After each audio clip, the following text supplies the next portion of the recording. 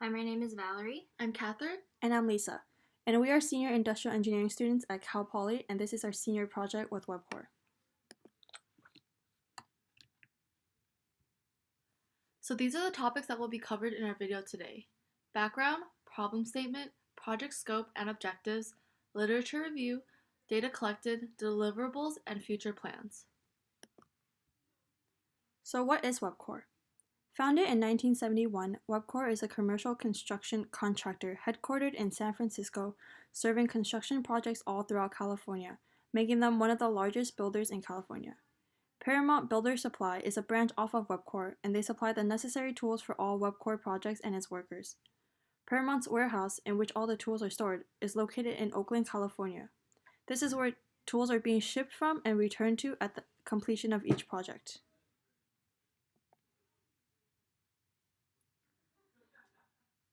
Webcor Construction wants to limit financial losses, increase worker efficiency, and improve job site organization by creating a standardized system for the job site inventory process and materials. Currently, Webcor handles a numerous amount of highly valuable and crucial tools that often get misplaced, broken, or stolen. This new system will allow tools to go back into place in an organized fashion. Our project scope will address tool loss and theft. What is the current tool flow process?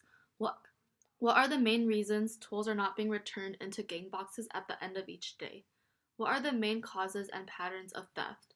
What are the characteristics of the tools being stolen?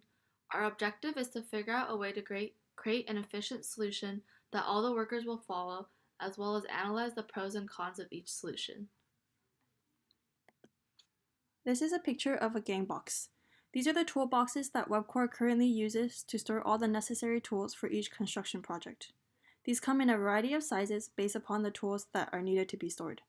The average cost of the gang box used by Webcor is approximately $1,250, and depending on the size of the project, there can be multiple gang boxes present on a construction site at any time.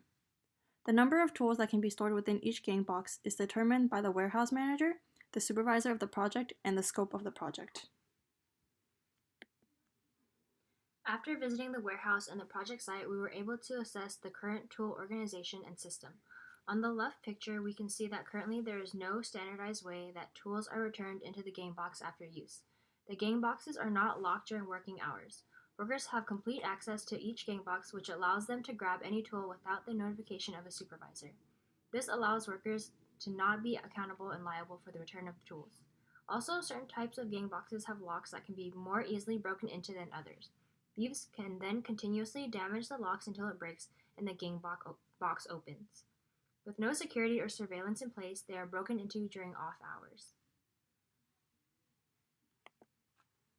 Approximately $1,300,000 worth of tools were lost across all Webcor projects in 2016 to 2017, and over $150,000 worth of tools were stolen across Webcor projects. Just by focusing on the Cal Poly dorm housing project, a total of approximately $740,000 worth of tools were issued to this project. This project was started on June 20th, 2016, but within 4 months, there have been a reported tool loss of over $5,000. With this trend of tool loss, and considering the project has already been going on for 17 months, this would have resulted in a financial loss of over $21,000. This is not including the time spent on purchasing as well as issuing new tools. The warehouse manager at Paramount also stated that each time he needs to send out tools, it costs $150 for the trucks to pick up and deliver the tools. This financial loss is solely based off of one of the many projects Webcor works on.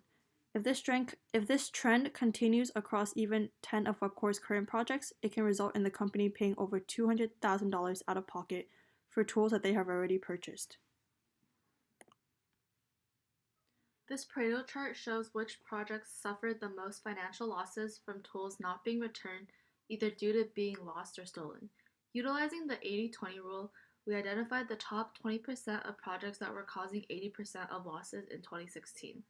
From our analysis, the top 20% of the projects are Mission Bay 1 Concrete, Metropolis Residences Concrete, Metropolis Greenland Phase 2 Garage Concrete, Trinity Phase 3 Concrete, Metropolis Hotel Concrete. These will be the projects that we will focus our scope on.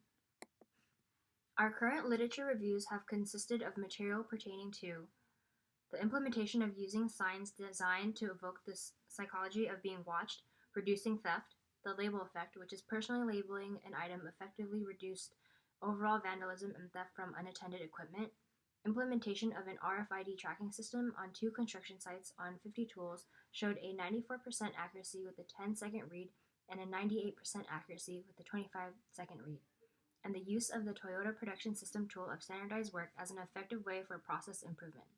This has helped us design our solutions that are best fit to Webcor's current situation. From here on out, our future plans will be to find a way to improve the organization between the foreman of each job site and the warehouse managers. We will also collect further data on the top 5 projects with the most financial loss to create a check-in and check-out system of all tools by workers, conduct a cost-benefit analysis on check-in and check-out system, and finally conduct a cost-benefit analysis on recommendations of theft prevention.